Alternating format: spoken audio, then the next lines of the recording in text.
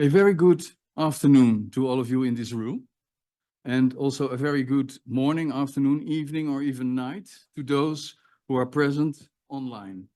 My name is Martijn Thijs, and I'm Secretary to Promote Pollinators. And what Promote Pollinators is about, I will explain in a minute.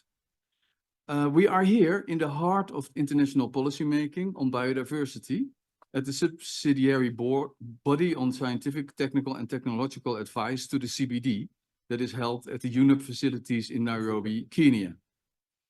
Now, to all the people in the room, of course, this is already well known because you are here, but for those who are present online, just some clarification, further clarification. That a major topic of this meeting is the monitoring of the global biodiversity framework of the CBD.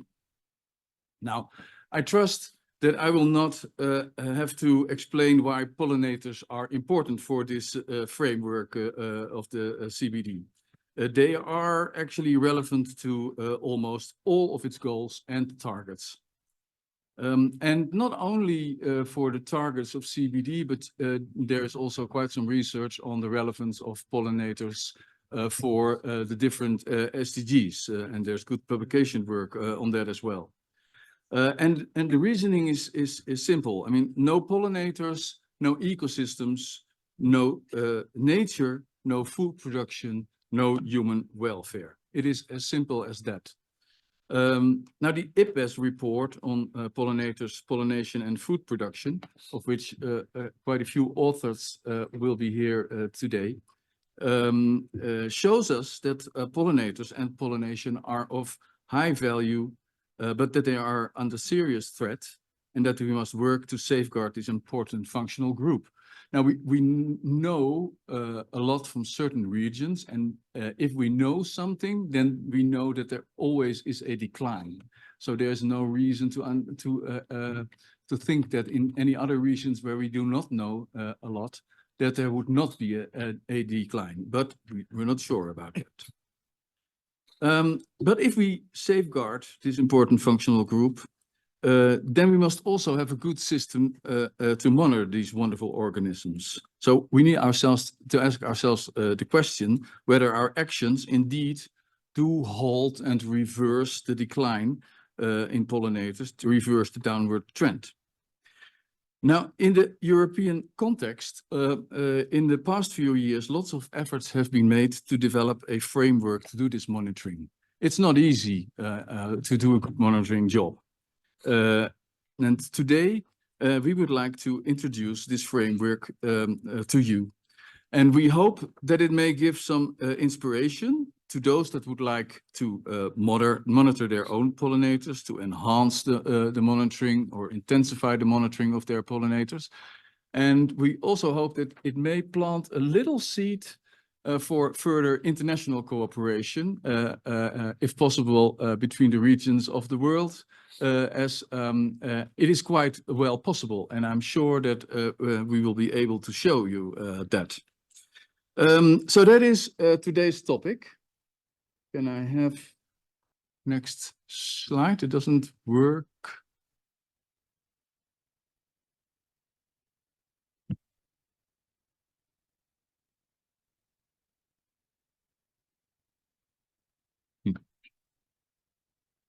Just a sec.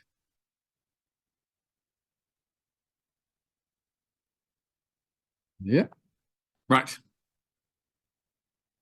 So that is what today's topic is about, the monitoring of pollinators and then specifically pollinating insects. Professor Koos Biesmeijer of Naturalis Biodiversity Center in the Netherlands will explain the outline of this framework and introduce to you the latest techniques that can be used. And I must say, I saw his presentation yesterday already, of course, and I found it quite impressive what progress has been made in the last years. I found it quite amazing, actually. But that is not all we will be presenting. We will not only be presenting on the framework, but also two elements around it. And for once, we know that citizen science is important, will be important for good monitoring. And we also know that citizen science is not always easy. So we are very glad that we have found one of the leading experts on this topic, Dr. David Roy of the Biological Records Centre of the UK, to speak on this. And another element that we wanted to involve in this meeting is the urban environment, because we tend to focus on the natural environment or the agricultural environment, but we also tend to forget a little bit about the urban environment. And that's why we are very happy with Dr. Catherine Baldock of the Northumbria University, who will share her knowledge on this. And even more happy because she has extensive experience here in Kenya, in Nairobi, and she will also talk about that. And I think that is definitely added value. But then preceding all of this, of course, we need to start at the beginning, because why is it that we need monitoring? It often is meant to inform policies, but then what can policy do with it? And what are requirements for the policy world when you build a monitoring system? We are honored to have Dr. Braulio Ferreira de Sousa Dias of the Ministry for Environment and Climate Change of Brazil, and also former executive secretary to the CBD, to give his views on this, and we will have a short conversation later on in this meeting. Now, this is a hybrid event, as mentioned, and those who are present online do have the disadvantage that they are not in this beautiful environment that we are in, and also that they cannot share the lunch with us. But they do have an advantage, and that is that they will be able to post their questions and their remarks in the Q&A sector of this webinar, as opposed to the people who are in the room, because you have to wait until we get to the panel discussion, and then you will be able to bring in your questions and your remarks. It may also be that you have online some technical issues. Then please do not post that in the Q&As, but do it in the chat. All right. Oh, I forgot to mention that if you pose a question in the Q&A, then the presenters, certainly the ones who are online, will try to answer your question as quick as possible. And perhaps later on we can bring it into the plenary discussion. So we're all set. But before we start with the topic of today, just a few words on Promote Pollinators, because not all of you may be aware what Promote Pollinators is about. Promote Pollinators has started as the Coalition of the Willing, and this coalition has come up when the IPBES assessment on pollinators, pollination and food production had been accepted by the CBD in 2016.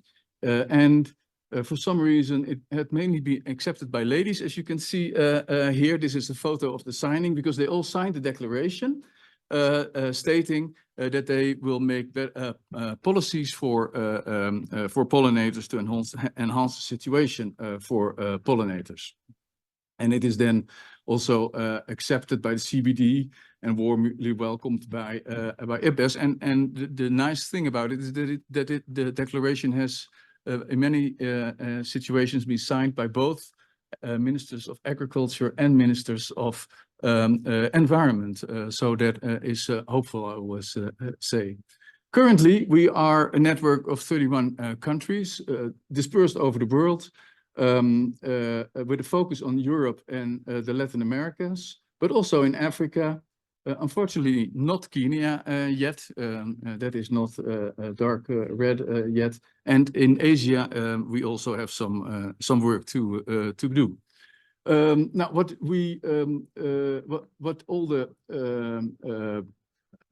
all our members are national authorities, and they sign a declaration. And in that declaration, first of all, they say they want to make national pollinator strategies.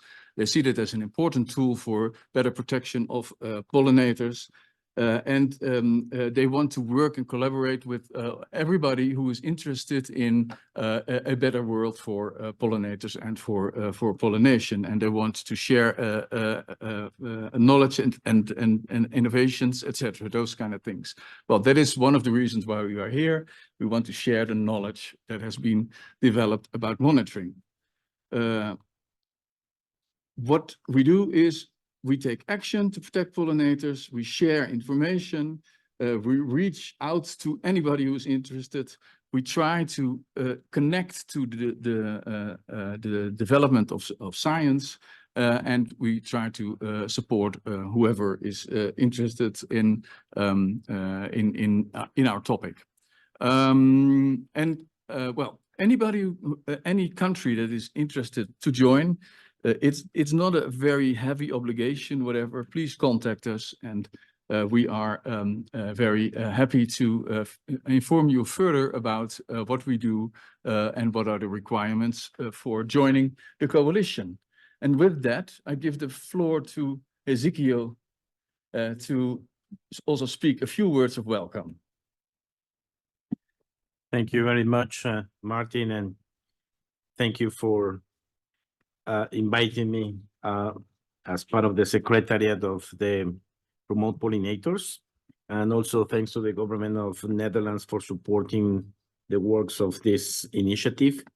On behalf of Dr. Sol Ortiz from Mexico, who currently chairs Promote Pollinators, I am glad to see that at least a couple of side events on pollinators and pollinations were organized in this Substat 26 meeting, reflecting the importance of urgent actions to protect this group.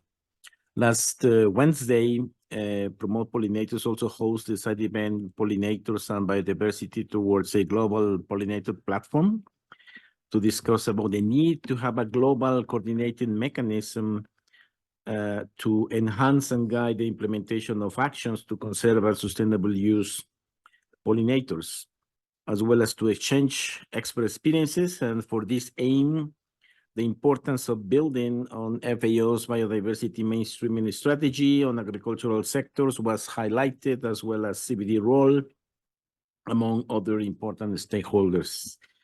Monitoring is key to assess the status and trends of major pollinator taxa to conserve and sustainably use them. On this regard, also, we saw yesterday in Mexico's efforts together, as you mentioned, when the declaration was signed, the coordination between Agriculture Ministry and the Environment Ministry to work on a national strategy in Mexico for conservation and sustainable use of pollinators. And also the establishment of an electronic system to register actions conducted by the different partners, different stakeholders, to know what they are doing. So it's quite important to see monitoring. So in this regard, I'm pleased to know that the European Commission Horizon Research Initiative and the European Parliament have developed and test a comprehensive framework for the monitoring of pollinating insects. This framework clearly shows the recognition of the EU of pollination as a key ecosystem services and the commitment of the European countries to continue implementing effective actions to conserve pollinators. It is certainly encouraging to see that the enthusiasm focus on pollinator conservation has kept its momentum since the approval of the IPBES assessment on pollination and pollinators in 2016.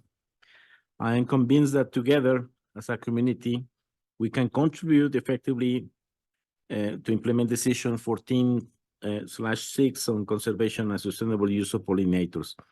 We need to address challenges that pollinators have by climate change, indiscriminate use of pesticides, invasive species, loss of habitat, pests and diseases, among others. So I do invite other countries to join the 31 members of the Promote Pollinators Initiative and become members. And finally, I invite you to enjoy the information that the speakers of this event will share, particularly on monitoring insects as a key tool to continue conserving pollinators and have a rich and successful dialogue. Thank you very much. Thank you very much, Ezekiel, for these warm words. And indeed, any country willing to join is very welcome to join, and the requirements are not that high that should be a barrier for a country. So if you would like to know more about it, please contact us. All right, that was the starter. Now let's go for the content of the meeting.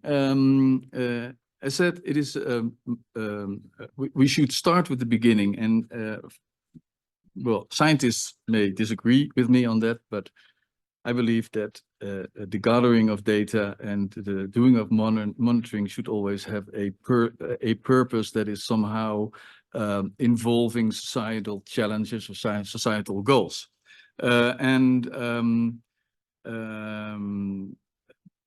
Therefore, I wanted to have somebody with good experience in policy development in our midst. And Braulio, we're very happy that you are here. I mean, if there's anybody I could talk to who knows about policies and knows about pollinators, then it should be you, I think. You have a very long experience on this.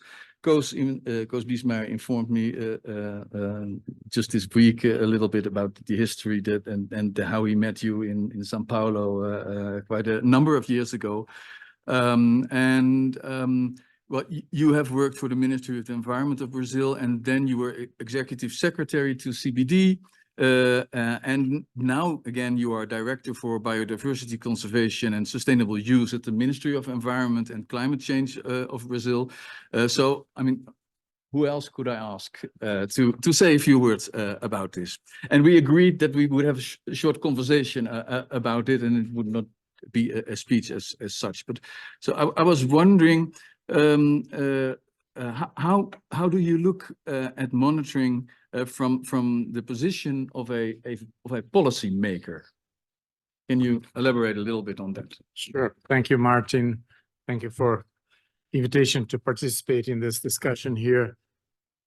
So policies needs to be evaluated to see if they are effective, right?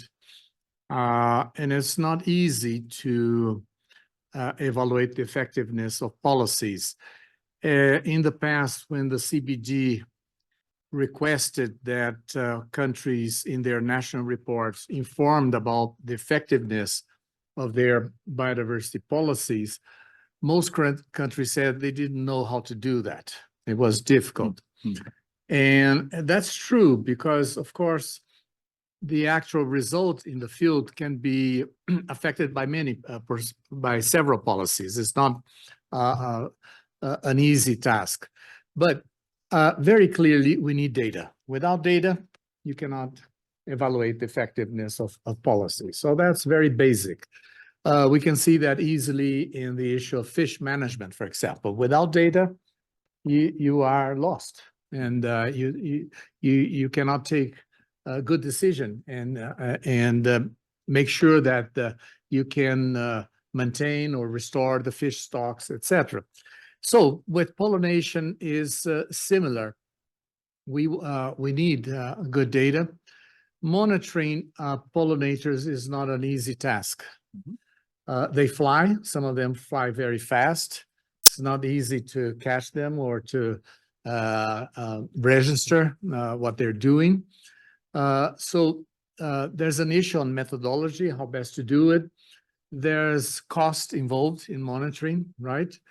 And there are several aspects. So one thing is to have information about, as Ezekiel mentioned, the status of population, status and trends of populations of pollinators. That's very important.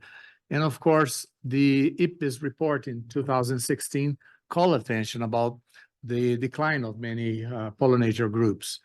So that's a very essential part of the monitoring, pollination status and trend. To monitor trend is not that simple because you need standardized methods and you need to keep the same methods over the years. And for insects, for example, that have short generation, it's usually accepted that you need at least some 5 years of monitoring to have a good indication of trends. If you just collect data in 1 year or 2 years, that's not enough. And of course, we have variation between the years in terms of rain, temperature, et cetera, and that all affects. So having standardized methods and for the long term, at least 5 years, and we should be looking much beyond 5 years. And then issues of cost. So if you just establish monitoring systems using scientists, that will be very costly and maybe not as effective. So making use, as Martin mentioned, citizen science is one way that we need to explore there. In Brazil, we are exploring that for pollination, engaging farmers and the workers in the farm to utilize softwares in their cell phones to register information.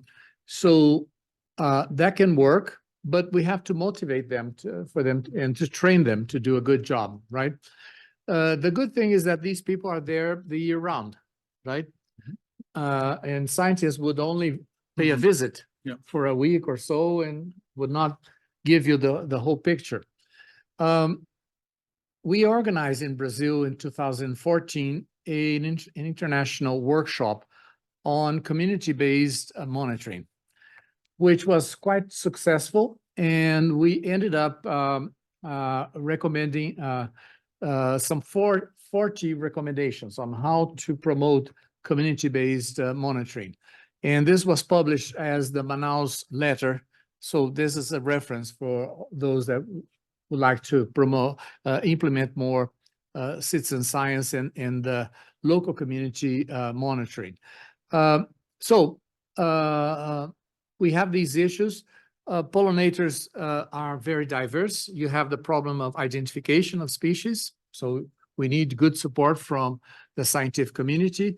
And that's not always easy. There are some group of bees, for example, or some other insects that have very similar species. So that's an issue. So it's part of the problem that we have to solve. So, but just to answer you clearly, it's essential. Without monitoring, we cannot assess effectiveness of policies. Sorry for taking long. No, thank you. No, very interesting to hear you. And you have already spoken about a lot of things that I had in mind that I wanted to ask you about. So that is just perfect.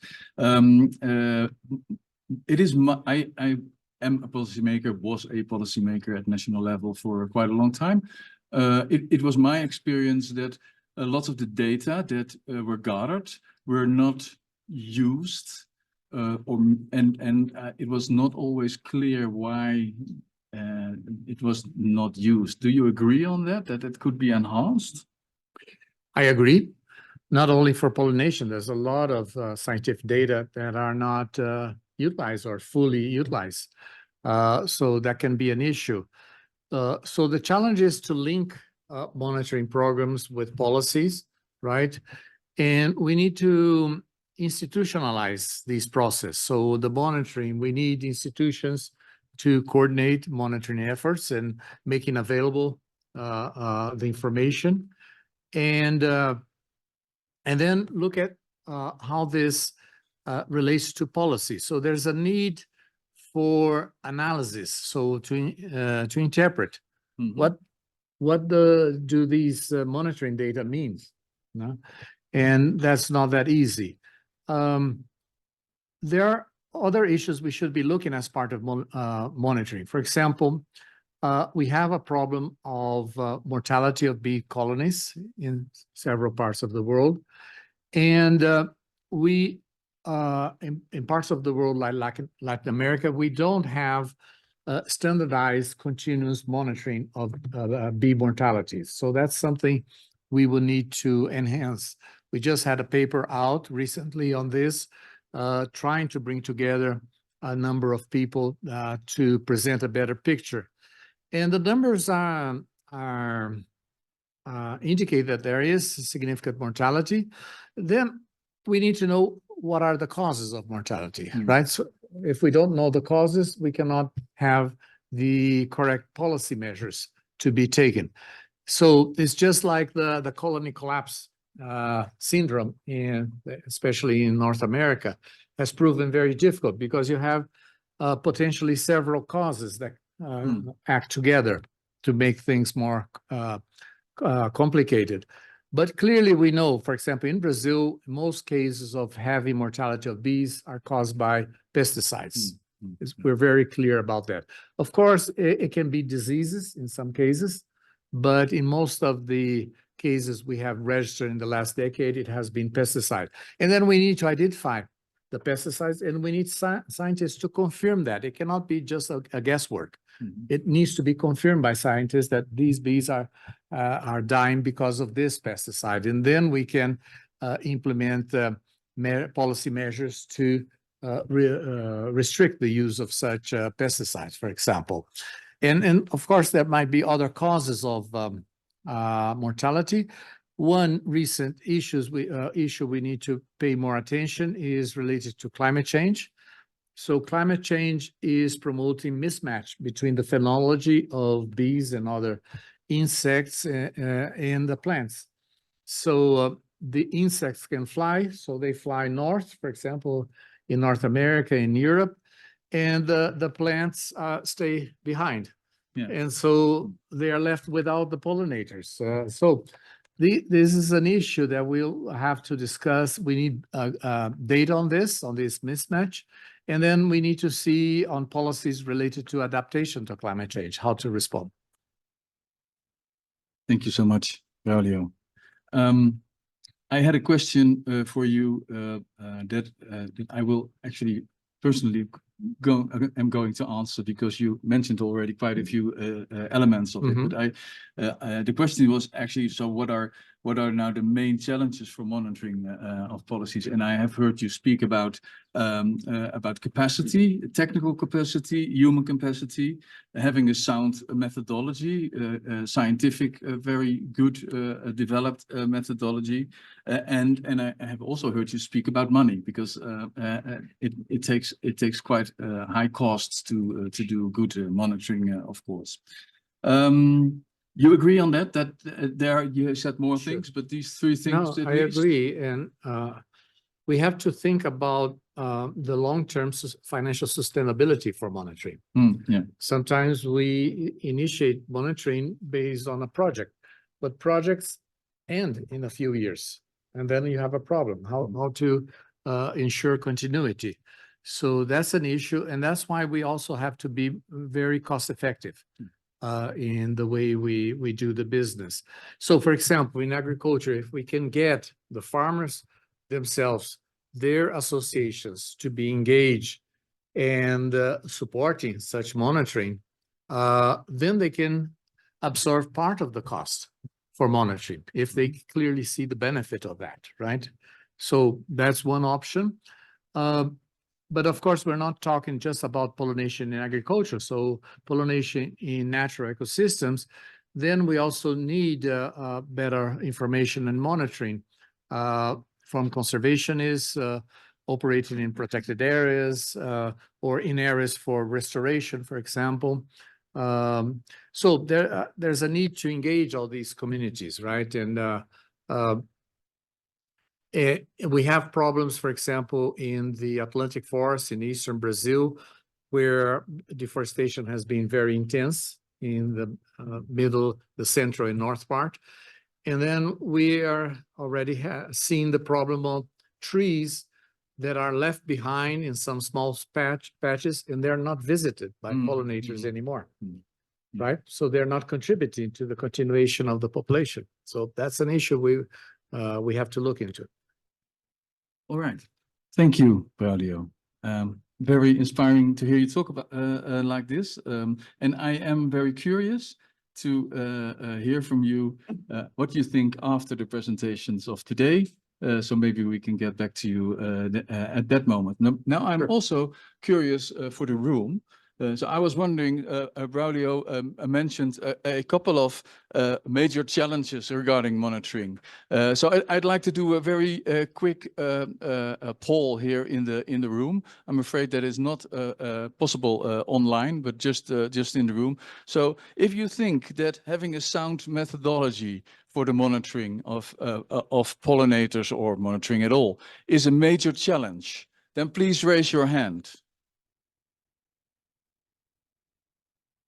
All the others, all right, so, okay, thank you.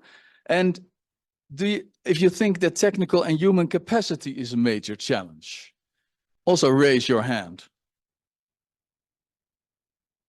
Yeah, all right, all right.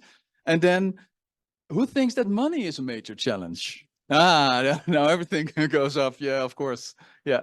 All right. Well, I'm curious to see if this has changed after the presentations. If you feel slightly different, perhaps about that. All right. Time for our next element, and that is Professor Koos Biesmaier, who will give a introduction to the monitoring framework that has been developed in the European context. Koos is a professor at Naturalis Biodiversity Center, University of Leiden. He is one of the bee specialists in the world, and I think you can walk with him almost anywhere, and he will recognize a bee and tell you what it is and what it forages on, etc. All right, Koos, the floor is yours. Thank you very much, Martijn. Yes, welcome everybody here and online. My name is Koos Biesmaier. I'm indeed from the Netherlands. I've been working on pollinators for a long time. I won't say how long ago it was that Braulio and I met in Sao Paulo, but that's quite long ago.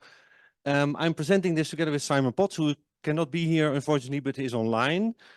I also, for the same amount of time, I've worked with Simon on several projects and all that. So what I'm going to talk about is in a quick presentation about monitoring, because we talked about monitoring that is needed, and now it's not working, I think.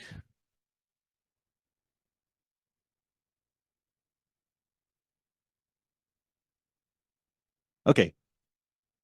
So Braulio already explained, if you see that pollinators are important and you want to maintain them, there's all kinds of actions you can take. And then the question is, do they work? At a national level, at a local level, what kind of actions you have to take? So that's where monitoring comes in. Let's see whether I can do it now. Yeah, you're doing it, isn't it? Okay, fine. So pollinators are in decline. I already mentioned they are pollinators. So they pollinate about 3/4 of the crops that we eat. Think about chocolates and coffees and you name it, apples and pears, strawberries, but also about 90% of the wild plants. So if they disappear, then it's not only them they are disappear. They may disappear, species, that may be, that's awful maybe, but human food security may also suffer. Food may be more expensive or may not be available. Functioning of nature may suffer as well. As Braulio was mentioned, these trees that are not pollinated anymore are kind of living fossils. They are there, but they're not there anymore because in the future they don't have a future. So that's why you have to really, basically it's about future generations and about we needing nature and food and nature needing us. That's how simple it is. Europe has recognized it together with many other countries, and it's based on the IPBES report, indeed, from 2016. I'm very happy that in Promote Pollinators, there's all these members now that try to find a way to promote pollinators. And in Europe, it's the same. So if you have that, you really need to get your monitoring in order. Trends, assess the state or maybe impacts of some of your actions. So we'll share the presentation after that. So Europe has really invested in that, and that's great. So if you look at the top line, the red part in we started with designing how do you monitor, what kind of things you need to do. There's other projects that have been testing these things or mobilized information on it, and we are still not there yet, but we are working on it. And I'll present a bit what we have done, because if you monitor, if you set up a monitoring, that's a real challenge. There's a big challenge. It's also about what scheme do you need? What kind of requirements do you need for that? And how do you implement it? The challenge to start with, well, what do you monitor? species, communities, pollination service. In any of your countries, there's each of your countries, there's anything between, well, 500 to several thousands of species of pollinators. So you can say, I'm going to monitor pollinators. Well, as an ecologist, I'm going to laugh at you and say, well, what do you mean? That's quite a challenge. Bees, hoverflies, butterflies, moths, you name it. You have to be here day and night even. So beware. Then if you have all these data gathered, say it's successful, how do you then measure whether it's a success? What kind of indicators? Many of you are involved in discussing indicators all the time. I mean, it's a never-ending story almost. It's difficult. So you have to understand what you need to do. And then the question is, if we now need all these people to monitor, do we have the skills and the knowledge to do it? And then can it be done? Money, people, resources. So these are real challenges. So these are the things we have addressed in Europe as well. And then if you ask experts, they come up with very complex schemes, of course. And they have the blue parts, which is the need to have. Then they have all kinds of wishes. They are in green and they look at the future and in yellow. So I'm not going to talk about all that. Don't worry. I'm going to talk about the blue parts. That's the minimal viable scheme. That's what we think is definitely needed if you measure pollinators. And that has to do with catching them, walk in transects in the field and catching them, and maybe additionally have water traps, pen traps they are called, that catch insects. Why do we need both? Because the two methods are very different. If you are, this is a study from England, in red you see how many, that's on the x-axis, how many individuals you catch and how many species on the y-axis. In red you see how much you catch with pen traps, and in blue what you catch with transects. You see, if you're interested, if you say I'm going to monitor bumblebees, both methods are very similar. If you say I'm going to monitor hoverflies, then the pen traps catch many more species and many more individuals often. And solitary bees, well, it's very hard to see solitary bees because many are super small and they are scared of you, so they are gone before you know them. So you have to be aware what methods you use. So in transects you can look at butterflies, very successfully done across Europe and many other countries nowadays. Few species, quite large, most of them easily recognizable. You can do it. Anybody can do it almost. My parents-in-law run butterfly transects. They retired and then they started having an interest in nature and they run these transects. You have to train people to do that. And you can do the large species, but not everything. And the pen traps do this. You catch a lot, but then of course you have wet insects and you have to deal with that later. That's a completely different challenge. So the requirements, so that's what we decided to do. Although there's still discussions because experts don't always agree, as you know. So there will be a report out, the Sting 2 report soon, and there we have made the next step of kind of underpinning the knowledge of this monitoring scheme. So you need to organize it. You need to have sufficient people. You need to have sufficient knowledge. And on the knowledge side, and I'll talk a bit about it later on in the next presentation. And the knowledge part, what we've done, we've tried to put knowledge really close by to everybody and online. You can look at it. I'll give you a link later. Online materials, so that you can have people from real beginners move up a bit to having a decent knowledge and being able to walk transects, for example. But also tools for identifying, you know, iNaturalist maybe, or Seek. In the Netherlands, we have Ops Identify that for half of the species of the Netherlands, not only bees, but anything, gives you the good data. So we are a Natural History Museum in Naturalis, but we have AI specialists and 50 IT people building these tools together with the knowledge of the experts. So that is now for all of Europe that works.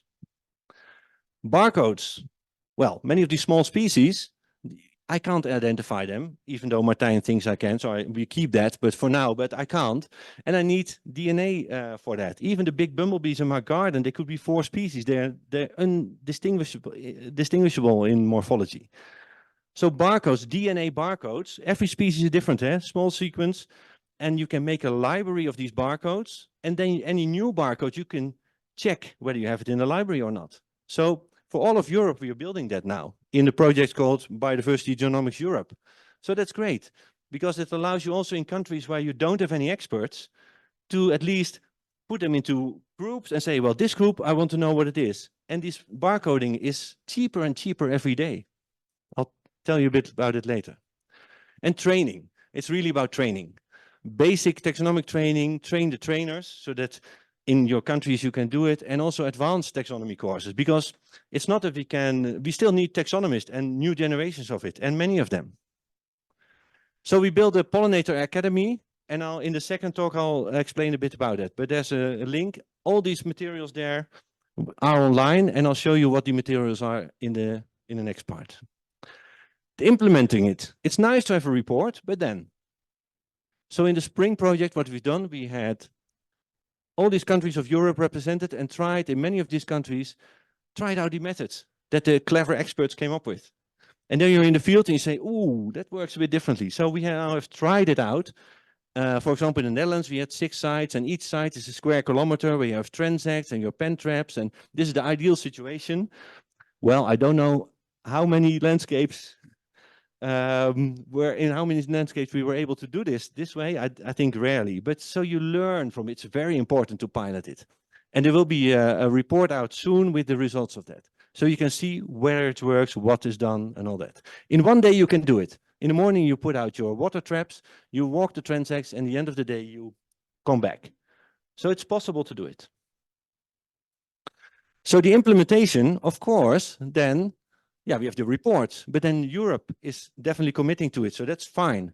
That's really great. National commitments. We talked about these national pollinator strategies. Yeah, what do you need to do that? And the nice thing with the European initiatives is that Europe has invested in it, but basically for the whole world, because all these materials are open and free to share. And we are very happy, Simon and me and the others, also many of them online I saw, are happy to share any experiences and see what we can do together. And then hopefully we can do some monitoring and get some insights in the fate of our pollinators, the status, their trends, and maybe also which actions are best to support them, because we need them. That's how simple it is. Thank you.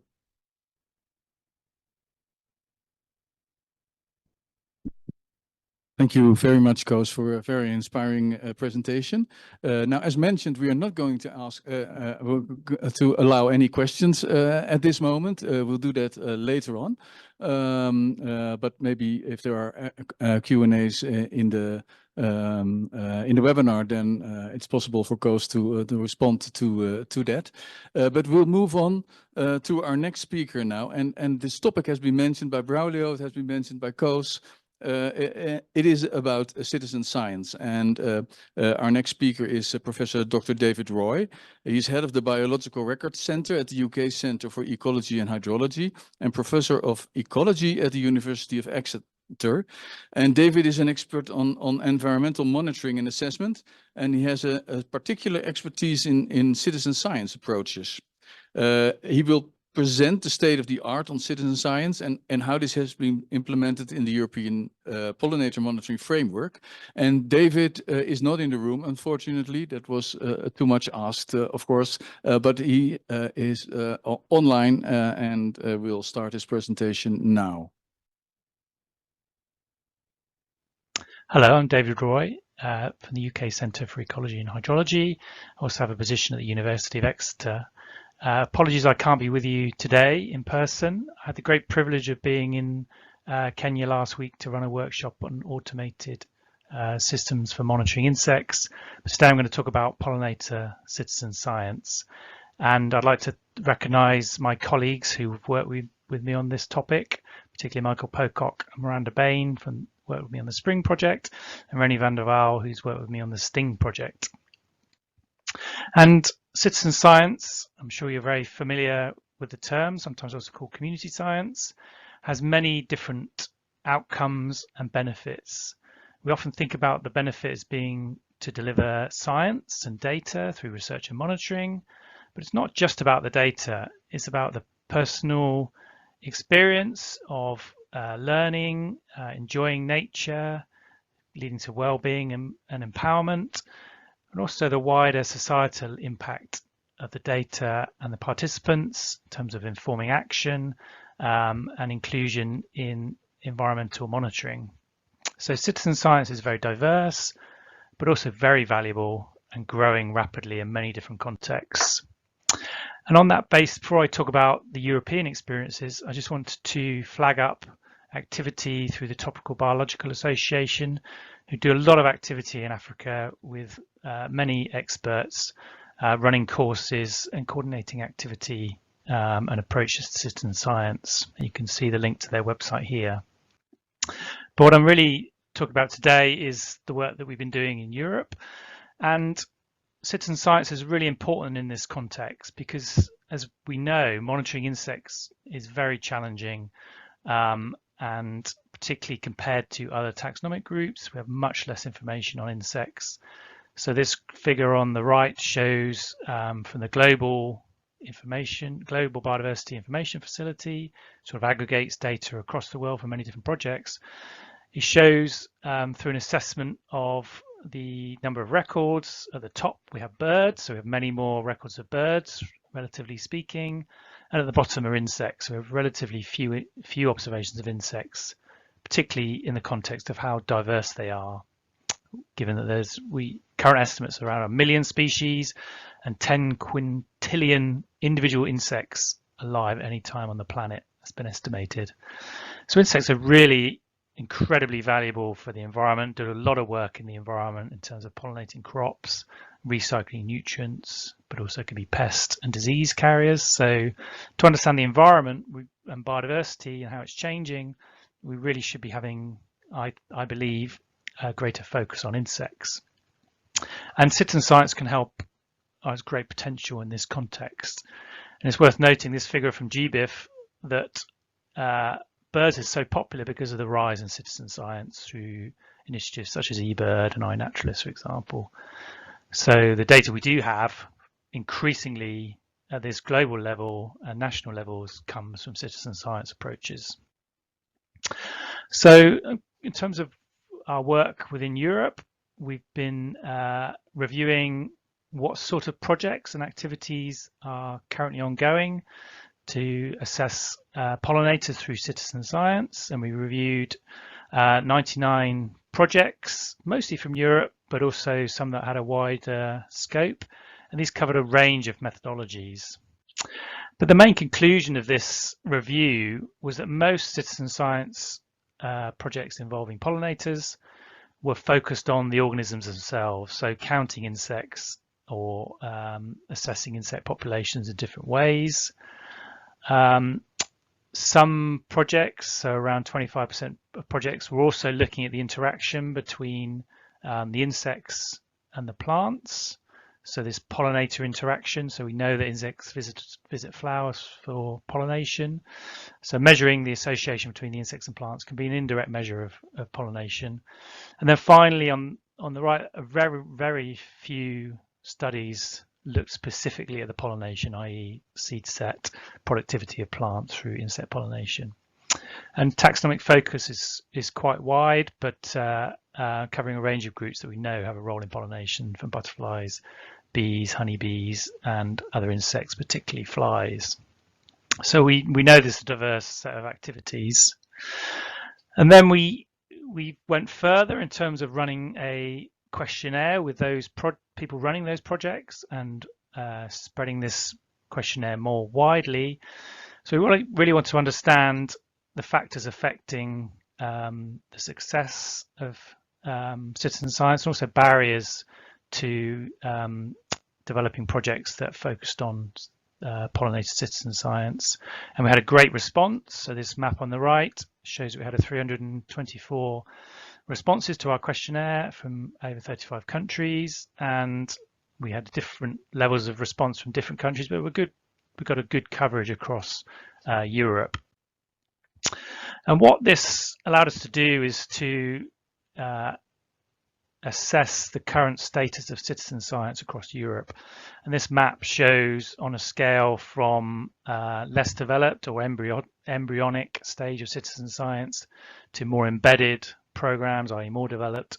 We see this variability across Europe, with a tendency for citizen science to be more developed in the north and west of Europe compared to the south and east.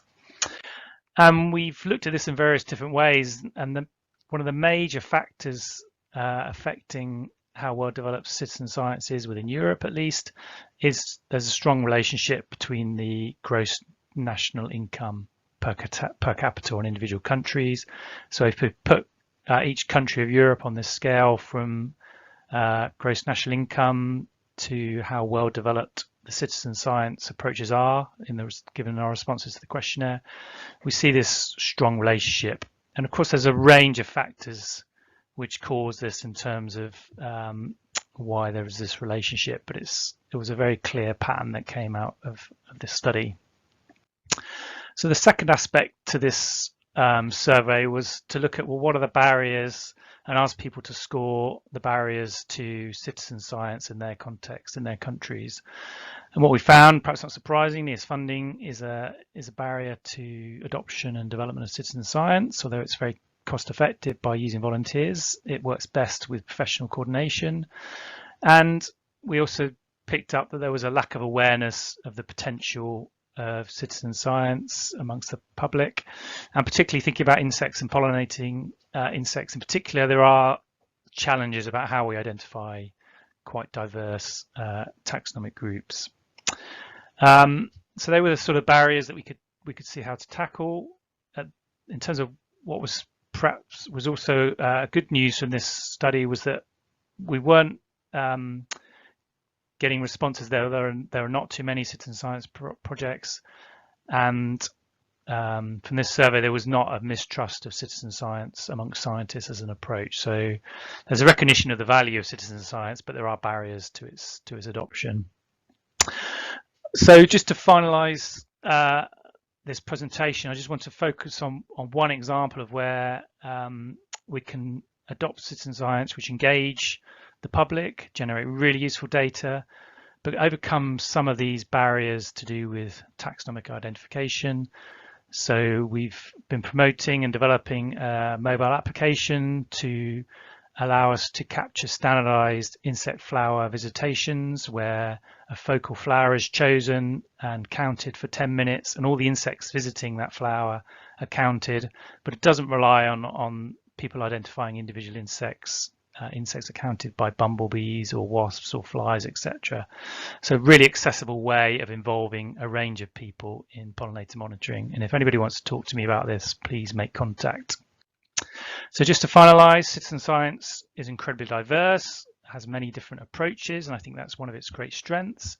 And our experience from Europe is incredibly valuable for engaging people, but also delivering data to support science and policy. And there's a lot of growth, a lot of diversity in approaches, a lot of innovation stimulated by new technologies and greater appreciation of the value of wildlife and insects. So thank you very much for your attention, and I hope you enjoy the rest of the meeting. Thank you very much, David, for a wonderful overview of the citizen science in the context of the European monitoring framework. And I think there was quite, for me, there was quite some recognitions with also the things that that Braulio brought in about the challenges that have to be met. Also with if you connect to or make use of citizen science. Let's see if this comes up later on again in the discussion. We now move on to Catherine Baldock. She's an associate professor in ecology at Northumbria University in the UK, and Kath is a community ecologist, and she has expertise in pollinators and pollination services, and then specifically in urban landscapes, and she does a lot of work here in the neighborhood over here as well. The connection is obvious, of course. I mean, if there are many people, then it's easier to find people that want to work on citizen science. And Kath also is working with that, I think. So, Kath, the floor is yours. Hello, my name is Dr. Catherine Baldock, and I'm an Associate Professor in Ecology at Northumbria University in Newcastle upon Tyne in the UK. I'm a pollination ecologist, and much of my recent research has been focused on exploring plant-pollinator interactions in urban landscapes. I'd like to thank the organisers for the invitation to present as part of this webinar, and it's a pleasure to be with you remotely today to discuss pollinator monitoring in the context of the urban environment. Over the last decade, there's been a huge increase in studies of pollinators in urban landscapes. In this talk, I will outline why pollinators matter in urban landscapes, describe some key research, and present some perspectives on monitoring pollinators in urban areas. Following on from an IPBES report published in 2016, a paper in Nature by Simon Potts and colleagues identified 5 key drivers of pollinator declines. Land use change here includes the impacts of urbanisation. We know that there have been large increases in human populations living in urban areas, and the urban land area has been expanding, with both of these predicted to significantly increase this century. All of this puts pressure on the biodiversity found in our urban landscapes. However, while the densification of urban landscapes has been considered to negatively impact biodiversity, research is indicating that some areas of our towns and cities might actually be beneficial for pollinators, such as these urban flower plantings, plant escapes from gardens, and compost heaps, which could provide nesting resources. This essay article led by Damon Hall gives a good overview of this perspective if you want to read more. National and regional policy recognises the importance of urban landscapes for supporting pollinators. These include the National Pollinator Strategy for England, which includes towns and cities in one of its 5 key areas, and the EU Pollinators Initiative, which highlights the importance of enhancing pollinator habitats in urban areas. The importance of green spaces in urban areas is also recognised in Target 12 of the Global Biodiversity Framework, which is to enhance green spaces and urban planning for human well-being and biodiversity. But aside from nature conservation, why do urban pollinators matter? Pollinator services are important for both wild plants and crops in urban landscapes. A large number of people worldwide practice urban and peri-urban agriculture, with local food production becoming more and more important in many countries. As urbanisation expands, maintaining favourable habitat for pollinators across urban areas is important for ecological connectivity across wider landscapes. In addition, cities are a great place to engage people with nature. In our research, we found that people are really interested in which pollinators are buzzing around their gardens, so this is a fantastic gateway to engaging people with nature conservation more broadly. So how does urbanisation affect pollinators? This review paper compiled datasets across published studies finding mixed effects. 37% of studies found positive impacts of urbanisation on pollinators, 24% found negative impacts, and 39% found no effects. But the study authors suggest that pollinator responses to urbanisation differ depending on the context. Positive responses are usually associated with urban sprawl. So these are urban developments on city edges where you'd expect to find houses with gardens. Whereas higher urban densification, so these are areas with higher levels of impervious surface, are linked to pollinator declines and losses of pollination services. As outlined in this diagram, the authors suggest that the outcome of urbanisation will depend on the starting point, whether it's natural or semi-natural areas being converted as opposed to modern agricultural landscapes. Responses to urbanisation can vary, with generalist species, so those with broader habitat requirements, usually responding better to urbanisation than specialist species. Bees are more frequently studied than other taxa, although in this study in the UK, we considered all pollinator groups, finding that bees were less impacted by urbanisation than flies. And also there is regional bias, with far more research carried out on pollinators in temperate urban areas than in tropical areas. A key consideration with urban landscapes is that they are a really complex mosaic of different land uses, as you can see on this map. And these land uses will likely differ in terms of their resources for pollinators. With a team of researchers across 4 UK universities, we sampled and compared pollinators across 9 land uses in 4 cities. This map illustrates land uses in Bristol city centre. Our study found that allotments, these are also known as community gardens and are often food growing spaces, as well as residential gardens, were particularly good locations for pollinators in cities. A follow-up study led by Nick Chu then looked at nectar availability across the same urban landscapes. This slide summarises key findings across both studies. Residential gardens, which collectively comprise between 1/4 and 1/3 of the areas of our cities, had high pollinator numbers and also provided a lot of nectar.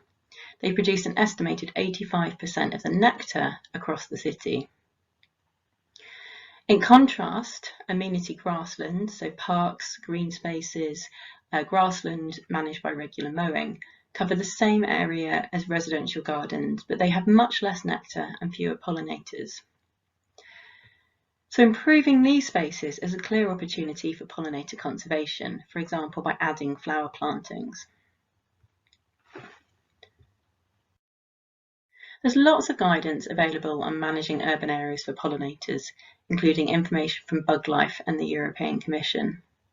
However, to assess the impacts of any management changes on pollinators, data collection before and after the management change is really important.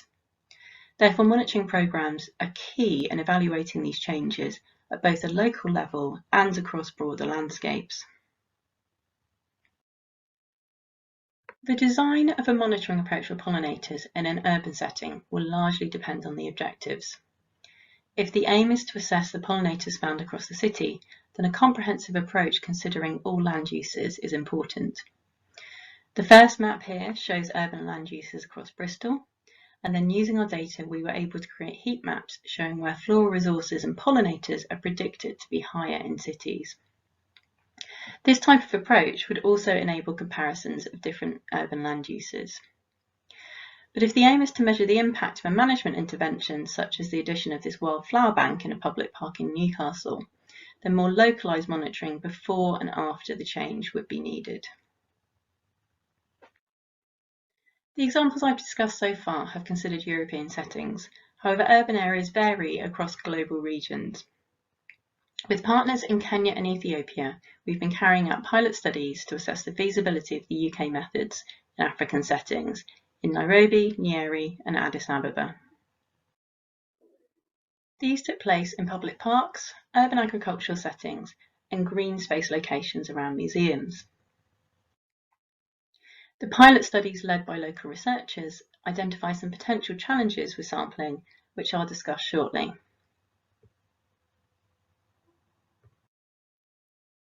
A number of aspects of urban landscapes mean that designing monitoring approaches might be more challenging than in other settings. Firstly, urban areas contain a wide diversity of land uses and involve many different stakeholders, as illustrated for this 1 kilometre sampling square in one of our studies. Here, each colour represents a different land use, with the dominant lilac colour representing residential areas. Site access can also be challenging, particularly for residential gardens and other private properties, although citizen science approaches can help with sampling in gardens. There can also be security issues. Our African partners highlighted that some public urban green space areas were simply not safe to sample. Ideally, monitoring would include active sampling that identifies pollinators and the plants that they're visiting, but passive approaches using traps left in situ might be a safer approach. However, there is a risk of the loss of traps in public places. But despite these challenges, monitoring urban pollinators is important and also feasible. This report produced by the Safeguard Project includes more detail on monitoring pollinators in urban landscapes. So in summary, national and global policy recognise the importance of urban areas for biodiversity and human health and well-being. Pollinator monitoring in urban areas is crucial for understanding the impacts of urbanisation on pollinators, and it's also key for assessing the impacts of management approaches. Urban monitoring, however, requires careful design given the complexities of urban landscapes, and I would suggest that standardised approaches across cities, countries and regions would be beneficial in enabling larger scale comparisons of the impacts of urbanisation. Thank you for the opportunity to present today. On this slide you'll find a list of the references and also my contact details should you wish to get in touch. Thank you. Thank you very much, Kath, for a very nice presentation on the urban environment. And you answered actually one of the questions that I already had prepared for Braulio, but I did not find the time to ask them because as Braulio has been involved in so many spatial levels of policy making, whether there would be an essential difference between monitoring at various spatial levels and well, what you just mentioned was that certainly in the cities, the landscape is so diverse that there is definitely a difference in monitoring, I should say. All right, we quickly move on to the next presentation, and that is a presentation by Koos again about different tools that have been developed. Go ahead. Thank you very much. Yes, now you saw two examples of by David and Kath, and you may be a bit scared by that in the sense that, wow, look what you need to do when you monitor. I mean, they've worked on it for years, and then you can do with all these resources and whatever you can do it. It comes down to really understanding whether the knowledge is available to monitor pollinators, whether people that have to monitor have the skills, and also it's very important to see how you can link up modern technology to your monitoring. So I'm going to talk quickly about that. And I presented with two of my colleagues because we have worked on that in the Spring project funded by the European Union to combine all these things and make sure it works. Why do we need this knowledge? Why is it important? Well, we have many species and few taxonomists. So even though I have some people in the Netherlands that can identify anything in the field, I don't have all dozens of them. I only have a handful of people that can do that. So if you monitor in a large country, you need other people. So you have a few taxonomists and many species, a real mismatch. Many species are difficult in the field. So you need real experts to do it, or you can do it through DNA. It's not that anybody can be trained to recognize any pollinator. I mentioned that minimal viable scheme had transects and pen traps. Well, transects for butterflies work well. As I said, they're big species, normally easy to recognize, and even non-experts don't make too many mistakes. So you can do that. Bees, big species work. You can say it's a bumblebee, but which species? It's difficult. Hoverflies, the same. With pen traps, you gather everything, which is not so nice because you kill insects, and that's not your objective. But once you have them, you can really identify them or go through the DNA pipelines. So depending on what you do, you need different knowledge. But clearly, there's not enough taxonomists. You need volunteers and beginners, and that's why we set up this Pollinator Academy. So you can pollinatoracademy.eu. You can find all the information that we have produced as a big team in the Spring project and others, and which can be the basis for gathering more of this pollinator information. It looks like this. It's just a website, but it has entry pages for example, the bees, the hoverflies, the butterflies. It could be, of course, expanded for South America, where hummingbirds are very important pollinators. I love them. I lived in Costa Rica for a long time, so I really love these. There's other pollinators, but this is general. If you don't know anything, you can get to it at a general level. You can find some general identification keys and those kind of things. Also, what you can do is, we have a resource center, basically a database. So if you say, well, what about the bees in my country? For now, Europe, but we could expand it later. You can find the resources that are suitable for that. And for all the genera of hoverflies and butterflies and bees in Europe, we made fact sheets so that you can say, well, a bumblebee, what is a bumblebee? What is the ecology, habitats? How can I recognize it? Those kind of things. So also a way to start. And that's, of course, all the normal way of doing it. But what we have also invested in a lot is e-learning. Because we are on the telephone, on the mobiles all the time. So why not be in the bus or in the metro or in your whatever, next to the driver in the car, and spend 5 minutes on understanding, hey, what about these bee body parts? Is it a bee or a hoverfly? All these kind of simple, how do I set up pen traps? How do I run a transect? So we made, there's 30, 40 small e-learnings on the website about these simple topics. And the nice thing is, Merel in my team has trained people from Finland, from Spain, from Belgium, from other countries to make them themselves. So I was thinking, well, maybe as Promote Pollinators, we could also do something like that in the future. Train you in using this simple program, Articulate. You can embed it in any website. And some of the topics that you wonder about, you can inform other people to do it. Quizzes, all kind of things you can do. Very simple nowadays. And if you want to organize a pollinator course, a training course, then all the materials are there. It starts with a playbook. What the hell do you do if you want to make a course? It's difficult. You need a location, you need to have people, whatever. And we have a playbook for that, and logistics, general material, training materials like PowerPoints you can use, they're all free. Other things there. So there's training materials available. Of course, you're in countries where you have different bees and whatever, but you can use it easily. That website, nowadays with DeepL or with Google Translate, DeepL is better, you can have it in any language. So we had people from Hungary and Bulgaria in our network, and the DeepL translated the website and say, well, it's really perfect. So there's no, it can also be in many of your languages now, I think. Also per country, we have an insight. So if I'm in the Netherlands, I can see, well, what about these special things about the Netherlands and all that? So it's a nice way. The Pollinator Academy is just what you see. This has been a huge effort because experts want to remain experts often, and sharing data, sharing your presentation, sharing your materials from training courses and all that. It has to, it was a big effort to gain the trust. Although in the pollinator community, I must say, from that, I'm going to say it, 1998, I think the pollinator, the Sao Paulo Declaration on Pollinators, 2015, the IPBES report, the pollinators have worked together as a hive almost, you could say, in producing this. And that's very nice to do. But then you know, and then you need the skills to do it in the field. So in that spring project, we have organized training courses, first online, but then also in the field and in the lab, even advanced trainers. So the real taxonomists train the next generation to, yeah, what about the different species of bumblebees or different species of hoverflies? So we've done that a lot. And all the tools to do that are also more and more online. Because even in Europe, where you think, well, we have all the resources or whatever, we don't have enough people that can run the pollinator transacts. And then technology.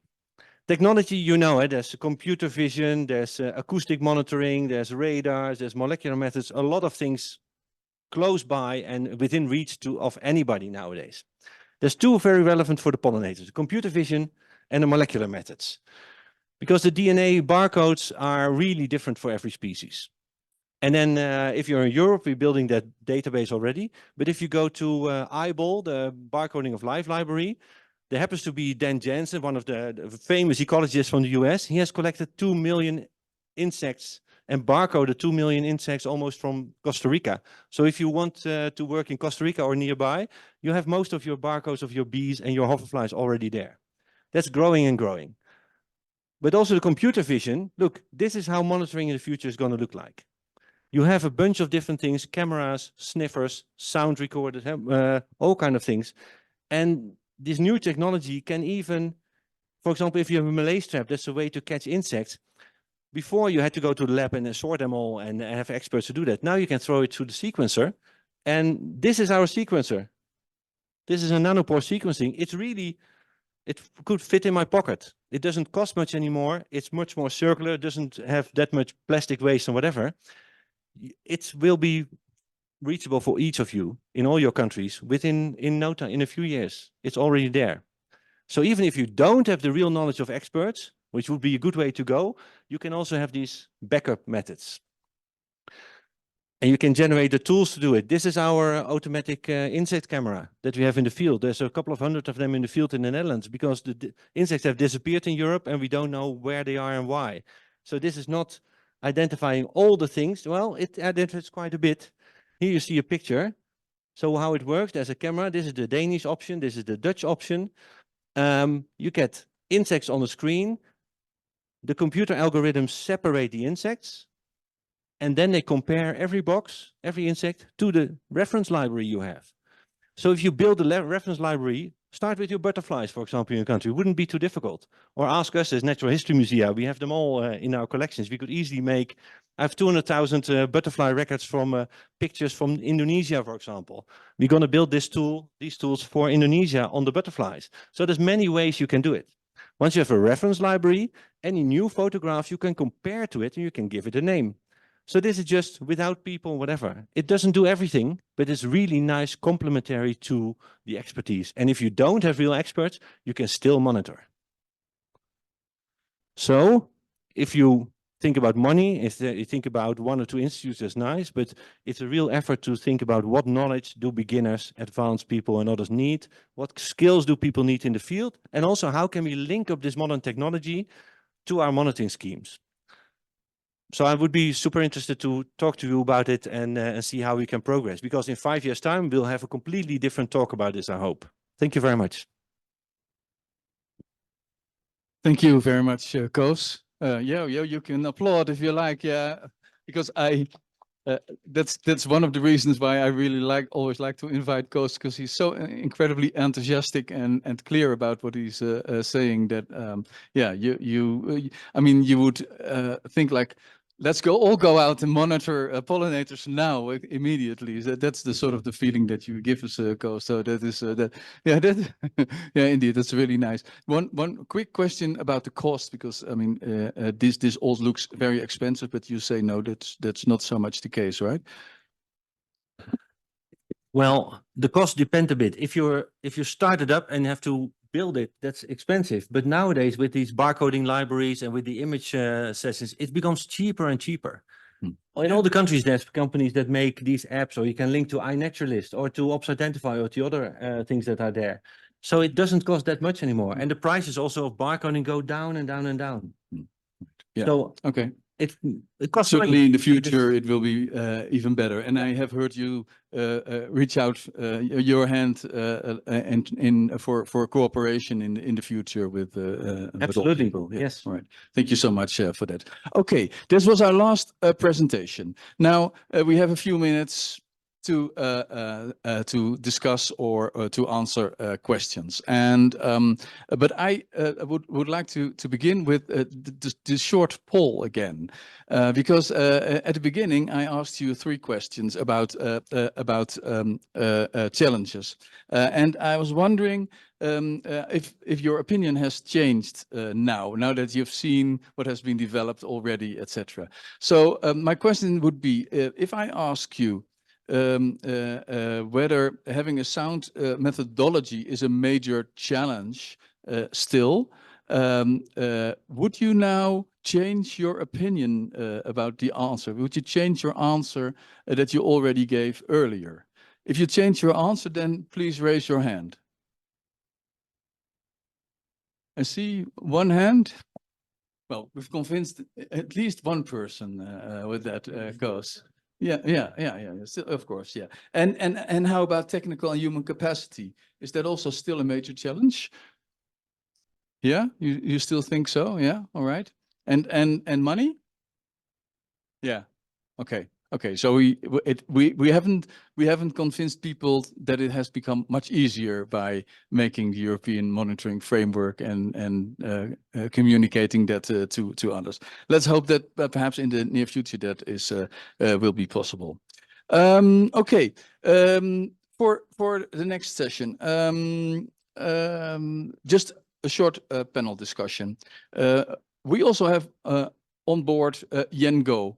And Yen is a pollination ecologist, and she worked at FAO and IPBES, and she's working with global experts to put forth a proposal for a global pollinator platform, and we talked about that a couple of days ago here at a side event. And at this moment, she's always also working with the Department of Interior in the US government on a biodiversity and climate change assessment. And now she asked me specifically not to tell her that she was one of the drivers for the IPBES pollination and pollinators and pollination assessment. But well, so I won't do that, Yen.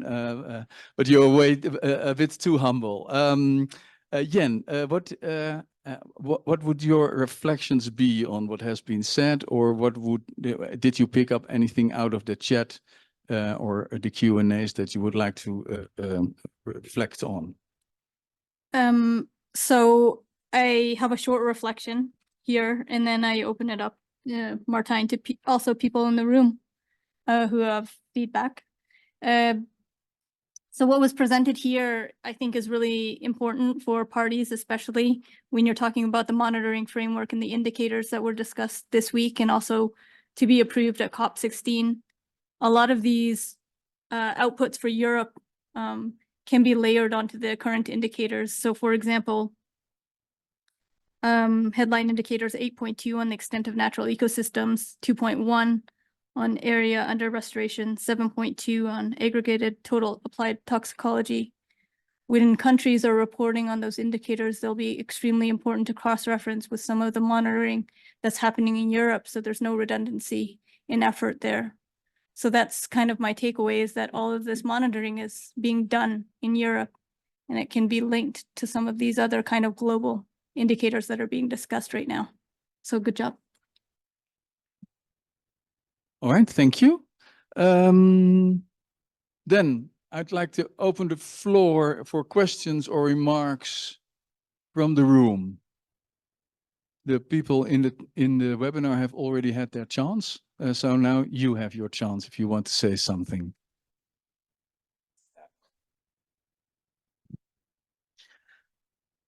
For me, pollinators became a big issue when we had this BestNet training in Santo Domingo, and Ian presented this magnificent presentation that captured, because we live with the bees, so we never considered them as something out of the normal. But that presentation energized me. In the day-to-day world with the local community people that I work with, they know the value of the bees. And they are the stewards. They are the ones who cry out when they see any damage. For example, the government was spraying for fogging for mosquitoes with a chemical, and they saw the bees dying, and there was a big major outcry. And they kept crying out, and then the ministry invited us for consultation and told us it was malatine, and they had to complete the stocks that they had. But it's so important for the people, the local ownership and buy-in of the process. It's because the government doesn't really see what's happening on the ground. It's the people that live in the communities that see what's going on and inform the government. So that's why it's so important for effective stakeholder engagement in all of the processes, so that the information on the ground can move up to the processes. So I'm glad to be here, glad to feel the energy and the vibes pushing pollinators forward. Thank you so much, Ruth, and advocacy for the grassroots movement. And I hope that you already got some inspiration for citizen science approaches, etc. Yeah, thank you. Are there any other questions from the room? Yes, please. You can turn on your mic there. Oh, okay. I have okay. Mention your name. My name is Teppei Doki from Japan Committee for IUCN. I'm a question about European student-based monitoring. So what is motivate for the student to make a monitoring, and what elements help to keep such monitoring activity or exercise in daily life?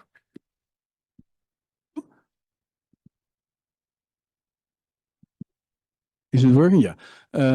David, are you in the room? Are you in the webinar? I am, yes. Oh, yeah, good. I think this is a question for you, right? Yeah, I can't seem to turn my video on, but hopefully you It's all see right. me. Your voice is very clear.